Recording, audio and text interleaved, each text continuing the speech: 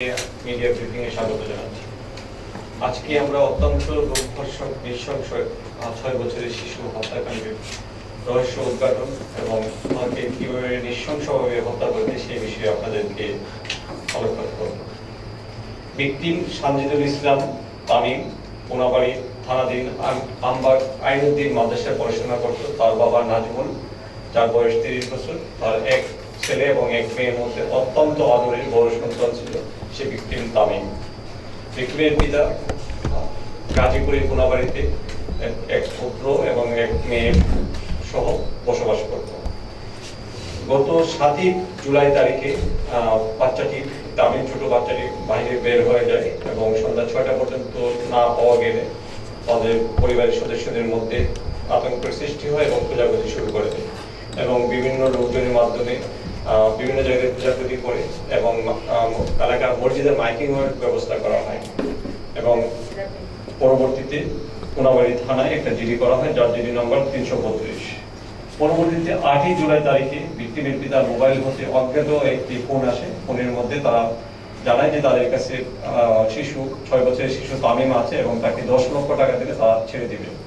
সেই অনুযায়ী ১০ তারিখের দিকে তারা সেই ময়মনসিংহ এলাকার দিকে যায়। ময়মনসিংহ ১০ লক্ষ টাকা নিয়ে এবং স্থানীয় পুলিশের সহায়তা নিয়ে বা যখন টাকা নিয়ে যায়, সেই অপরাধীরা তাদেরকে চিনে ফেলবে বা এরকম তারা সুবিধা করতে না পারে তারা পালিয়ে যায় এবং টাকা গ্রহণ করে নেয় এবং ভিকটিমের পিতা ফেরত আসে। পরবর্তীতে ১০ই জুলাই তারিখে আনুমানিক বিকাল দুপুর ১২টা ৩০ মধ্যে কোনাবাড়ির আমবাগ এলাকায় একটি কলাবাগানের মধ্যে এই নৃশংসভাবে হত্যাকাণ্ডের শিকার ৬ বছরের শিশু তামিমের পোশাকরিত লাশ এলাকাবাসী দেখতে পাওয়ার পরে পুলিশকে খবর দিলে পুলিশ এবং ভিকটিমের পিতা মাতা সেখানে গিয়ে লাশকে শনাক্ত করে। পরবর্তীতে ১০ই জুলাই তারিখে কোনাবাড়ি থানায় একটি নারী ও শিশু নির্যাতন দমন আইনে একটি মামলা করা হয়। উক্ত নৃশংস হৃদয় বিদারক হত্যাকাণ্ডটি এলাকার মধ্যে ব্যাপক চাঞ্চল্যের সৃষ্টি করে এবং বিভিন্ন ধরনের ইলেকট্রনিক এবং প্রিন্ট মিডিয়ায় ব্যাপকভাবে এটা আলোড়ন সৃষ্টি করে, যার পরিপ্রেক্ষিতে এই ক্রুয়েল হত্যাকাণ্ডের রহস্য উদ্ঘাটন এবং আসামিদেরকে এর সাথে যারা অভিযুক্ত এবং সংশ্লিষ্ট তাদেরকে আইনের আওতায় নিয়ে আসার জন্য র্যাব ফোর্সেস, র্যাব ইন্টেলিজেন্সের সদস্যরা দিন রাত কাজে নেমে যায়, যার প্রেক্ষিতে গতকাল দিন অবধি রাত পর্যন্ত অভিযান পরিচালনা করে ময়মনসিংহ মুক্তাগাছা থানাধীন এবং ময়মনসিংহ ফুলপুর থানা হতে এই হত্যাকাণ্ডে সরাসরি জড়িত সংশ্লিষ্ট হাসান এবং সাগরকে আমরা গ্রেফতার করতে সক্ষম হয়েছি। র্যাবের প্রাথমিক জিজ্ঞাসাবাদে তারা অকপটে ভিকটিম সানজিদুল ইসলাম তামিম ৬ বছরের পুত্র সন্তানকে হত্যা করার বিষয়টি অকপটে তারা স্বীকার করে এবং লোমহর্ষক ঘটনা বর্ণনা দেয়, যে কোনো মানুষের সুস্থ মানুষকে নিজেকে খুব নাড়া দেয়।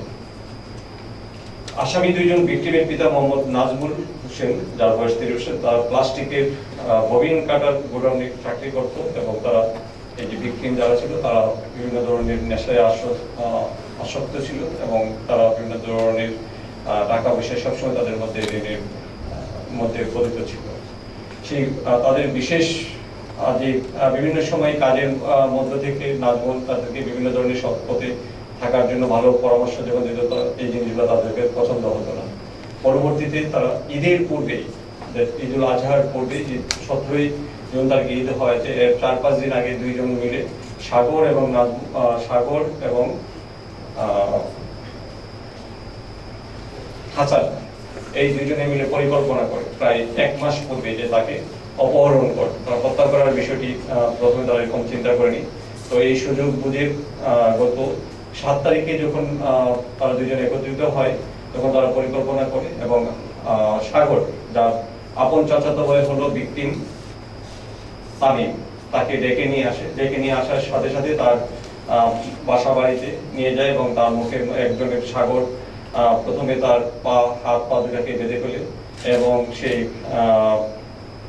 সাগরের সাথে হাসান তাকে সারা শরীরে কষ্টের দিয়ে পেঁচিয়ে ফেলে।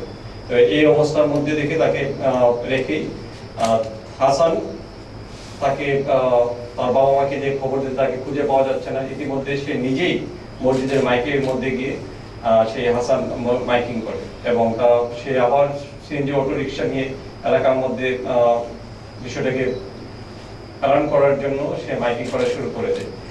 এবং পরবর্তীতে যখন সে আবার ফেরত আসে রাত 10টা-11টার দিকে, দেখে যে সে অলরেডি মারা গেছে। সে অবস্থায় তারা দুইজনে পাশের যে আমবাগান সেখানে নিয়ে লাশটা নিয়ে পেতে ফেলে দেয়। এবং হাসানের প্রদত্ত একটা মোবাইল সিম নিয়ে সাগর চলে যায় হলো ময়মনসিংহে গিয়ে সে তার পিতা মাতাকে ফোন করে যে টাকা নিয়ে আসার জন্য। তো সেই পরিকল্পনার যে ধরে তাকে মেরে ফেলার পর যখন আমাদের অভিযানিক টিম তাদেরকে গিয়ে ধরে নিয়ে আসে, এবং পরবর্তীতে তারা যে ঘটনার যে বর্ণনা দিয়েছে সেটা আরো রোমহর্ষক, যে তাদেরকে একজনের গলায় চেপে ধরে এবং পায়ের মধ্যে ধরে গলা চেপে ধরার পরে সে প্রচন্ড চিৎকার করতেছিল যে মা বাবা আমাকে বাঁচাও বাঁচাও, বাট এই নরপিশাচগুলো কোনো অবস্থাতে তাদেরকে ছেড়ে দেয়। তো তাদের বিরুদ্ধে আইনানুগ ব্যবস্থা প্রক্রিয়াধীন। আমরা চেষ্টা করব যে মামলাটা আমরা র্যাপিড অ্যাকশন ব্যাটালিয়নে নিয়ে এসে তাদের সর্বোচ্চ শাস্তি যেন নিশ্চিত করা যায়, সেই বিষয়ে আমরা কার্যকরী ভূমিকা পালন করব। ধন্যবাদ আপনাদের সবাই।